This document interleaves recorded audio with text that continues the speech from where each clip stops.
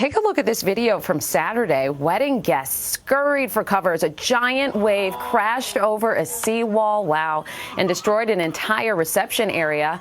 The newlyweds, Dylan and Riley Murphy, both live in Kona, and they know the area well, but they said they were very surprised by how rough that surf was. Yeah, it was awesome. Yes. It was a good time. And they got to see Mother Nature in full force. And it was pretty awesome. The good part is everybody came together. Like it kind of brought all of our friends and family together, and everybody's carrying stuff over to the other side. People were putting tables on their backs, and our event coordinators were redecorating, and it was still such a beautiful, special time, and everyone really came together to make it work, and it made it more memorable than if it didn't happen. For sure. We're really excited, It definitely didn't slow down the party either. It didn't. It didn't, yeah. A lot of couples dream about having the perfect wedding. But one Big Island couple had quite the scare at theirs when high surf rolled in yesterday, bringing a whole new meaning to the phrase, crashing a wedding. Bryce Moore has the story. It's a wedding Dylan and Riley Murphy will remember forever. The Hawaii Island couple says they were initially concerned that Tropical Storm Darby would rain on their big day at Hulihe'e Place in Kailua Kona. Instead, Darby fizzled out. Then the waves came crashing. And we were kind of right at the moment where we were going to start moving a couple things. And this big wall basically just showed up. And luckily, there was no food in any of the containers. The cake luckily made it. Not just the cake. The Murphys tell me everyone at the reception is safe as well. After the water rushed in, Riley says seeing unity in the face of hardship taught her a life lesson. And just the analogy of, life and storms hit, and it's so important to come together and to have all of our family and our loved ones there, and it just made it very special. Yeah, I would say like the sense of unity from that happening really kind of, if anything, it brought our families immediately together. Yeah. After a little cleanup and drying off, it wasn't the wedding the Murphys had dreamed of. They say it was better. But we did end up getting some good pictures with waves splashing up, and the ceremony was beautiful. We didn't have our dance floor, but nobody seemed to mind. At the end of the night, we were all dancing in the mud, and it was amazing. It was a blast. Maybe even more memorable than if it hadn't happened. I bet you both never thought that the happiest day of your life might also be the wettest.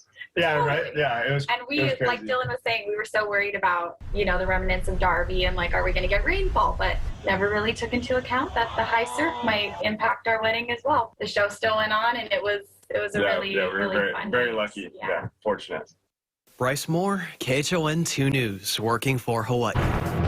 All right, one oceanside wedding became unforgettable after a huge wave crashed the ceremony. This couple in Hawaii says they were concerned that the Tropical Storm Darby would bring some rain. They did not consider the large waves that would follow. And at one point, that wave crashed over the wall and right into the area where they were celebrating their reception. We were kind of right at the moment where we were going to start moving a couple things, and this big wall basically just showed up. And luckily, there was no food in any of the containers. The cake luckily made it. Well, despite getting a little wet, the high surf was not enough to ruin their special day. They said by the end of the night, everybody was back to dancing and having a great time, even if it was in the mud. Justin Cruz is the weather anchor at our affiliate in Honolulu and joining us live tonight at Waikiki. Justin, great to see you. So I'm very curious about rogue waves. And in fact, I did a deep dive, pun intended, on this earlier. Never underestimate the power of the ocean. This was case in point. Is this happening a lot right now after the storm? Well, Hawaii's used to very, very large waves, and the biggest waves that we do see are typically on Oahu's or the north-facing shores of the islands. This is a south swell, and the south swells are not as large except for this one. This is a historic one. So we're talking about waves 15 to maybe 25 feet, and that is huge. Even folks that have lived here all their life, they haven't seen swells this big. So yeah, I'm actually doing something that locals say not to do. Never turn your back to the ocean. So I'm going to have you take a look at those waves and those sets that are coming in, because it's pretty epic and it is beautiful. These swells are actually generated by storm systems in the South Pacific, in areas near, for example, Australia, New Zealand, Samoa, Tahiti. So generally, they're not as large, but the storms that were going off in the South Pacific have been pretty large, and that's really what's driving the energy into the South Shore of Oahu right now. Even despite the fact that we had Tropical Storm Darby very close to the state, that system actually generated a small swell. What you're seeing right now is wave energy that is generated by storms in the South Pacific thousands of miles away. It's pretty epic and amazing.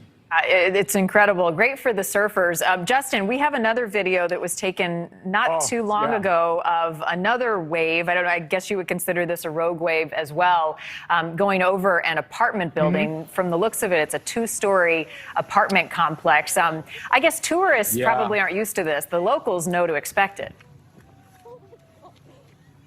Yeah. And like I said, even the wave sizes that we're seeing right now are fairly historic. And it's just incredible. I mean, all the people that are visiting here, they're just soaking this in. I mean, they've never seen anything like it. And again, even the locals are like, this is pretty incredible. And yeah, you get some of those rogue waves. I mean, they're completely unforecastable. They just move in, and when they move in, you hear that noise of the wall of water just crashing into the ground and crashing into items. And so, you know, what emergency responders and what we've been telling everybody is make sure you watch these waves from dry ground, because you never know when that huge rogue wave will come, and that could get you in some trouble. This is what you study. What is the data on the largest recorded rogue wave, at least in the Hawaii area, over the past few decades? Well, this is definitely the largest swell that we've seen. So again, a typical swell size may be up, 10 to 15 feet, but these are 25-footers. So this is definitely historic and one for the record books. But also keep in mind that when people try to measure waves, it's very subjective. Some people measure it from the face or in the front. Some people measure it from the back. But we typically, the numbers that we go by are the ones from the National Weather Service, and that is the full face value of the wave from the front. 25 feet, that's huge. Definitely historic. This is it. Well, it can make a mess of a lot of things, and never turn your back to the ocean. Justin Cruz from our affiliate in Honolulu. Yes. Great to see you tonight. Looks beautiful there. One of my favorite places. Be well, okay? Thank you. Right on. Thanks for having us. Thank you for watching. Go to newsnationnow.com to find News Nation on your television provider. And don't forget to click the red subscribe button below to get more of News Nation's fact-driven, unbiased coverage.